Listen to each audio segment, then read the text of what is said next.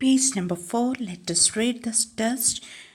Many years passed happily. People in that island lived for long time as they were healthy.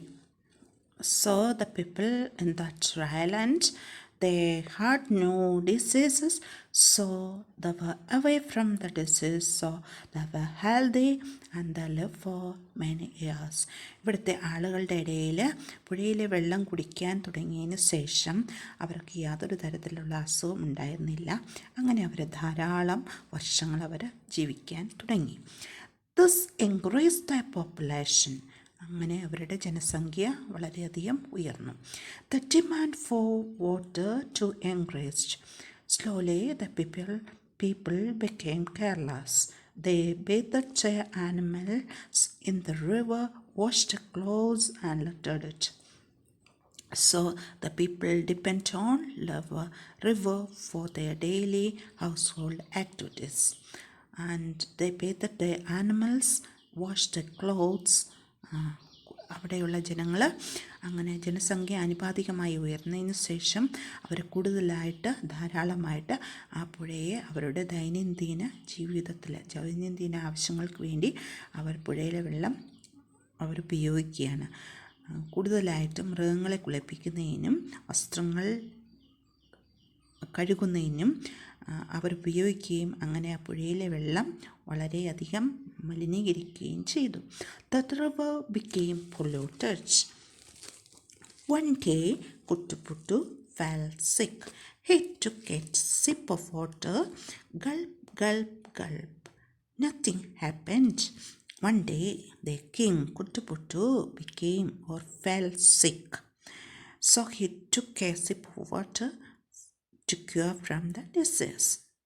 പക്ഷേ ഒരു ദിവസം കുട്ടുപുട്ടുവിന് അസുഖമുണ്ടായി.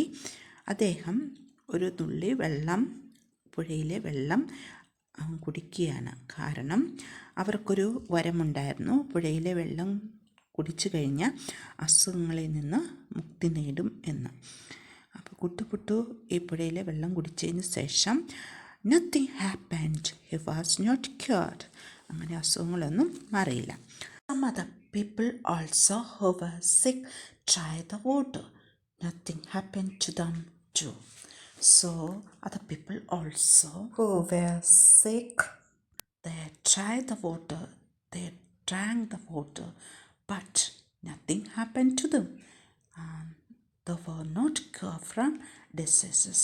മറ്റു ആളുകളും ഈ പുഴയിലെ വെള്ളം അവർ കുടിക്കുകയും അവർ അസുഖങ്ങളിൽ നിന്ന് മുക്തി നേടുകയും ചെയ്തില്ല. Kuttuputtu became sad. He prayed to the angel. Oh, blissful angel, help us. This river cures us no more. So Kuttuputtu prayed to the angel again. He prayed to the angel. കുട്ടുപുട്ടു വീണ്ടും മാലാഖയുടെ അടുത്ത് പ്രാർത്ഥിക്കുകയാണ്.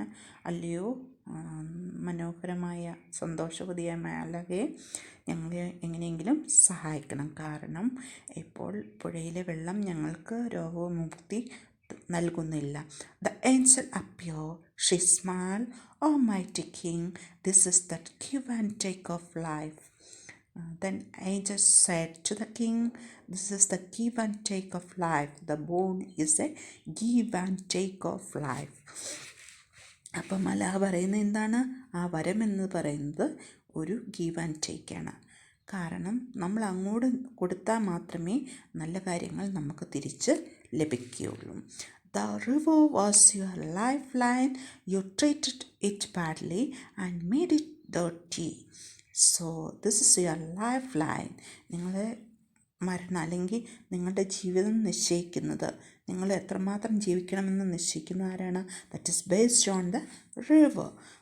ഈ പുഴയാണ് നിങ്ങൾ എത്രമാത്രം കാലം ജീവിക്കുമെന്ന് നിശ്ചയിക്കുന്നത്. So നിങ്ങൾ എന്താ ചെയ്തു? നിങ്ങൾ ആ പുഴയിലെ വെള്ളം മലിനമാക്കി. അതിൻ്റെ ഫലമായിട്ട് നിങ്ങൾക്ക് ആ വരം നിങ്ങളിൽ നിന്ന് പിൻവലിക്കപ്പെട്ടു.